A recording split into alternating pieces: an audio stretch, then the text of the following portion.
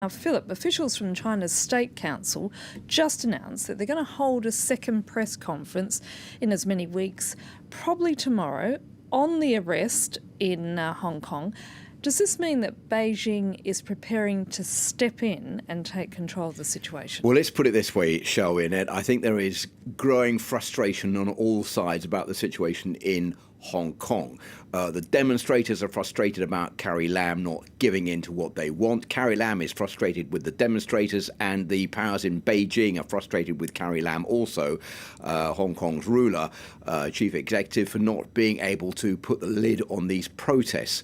So if you remember, the last time there was a press conference, they made it clear, the authorities in Beijing, that they were not going to intervene in this, and it was up to Hong Kong's governor and the rulers in Hong Kong to try to sort this situation out. The fact they're going to hold another press conference tomorrow could be interpreted as an ominous sign. We'll have to wait to see what they do, but there is growing expectation that if this situation, this standoff continues, as it has been continuing, then the authorities in Beijing are going to lose their patience, and then they're going to intervene. And what is a bit more ominous in all of this is that you may remember last week there were images posted, a very short little video posted of troops in China gearing up for what looked like armed intervention. And many people were saying, well, is this a sign that China and Beijing are willing now to step in Hong Kong to try to end these protests? Now, these protests began over a contested extradition bill. Now, that's since been shelved by Carrie Lam. So why are they continuing? Well, the original extradition bill, you're right, was shelved, but Carrie Lam didn't say she was going to abandon it completely. So the protesters are worried that it's been shelved. Basically, it meant that under this new legislation, people could be taken off to mainland China to face trial and not be tried in Hong Kong, and they said that was unacceptable.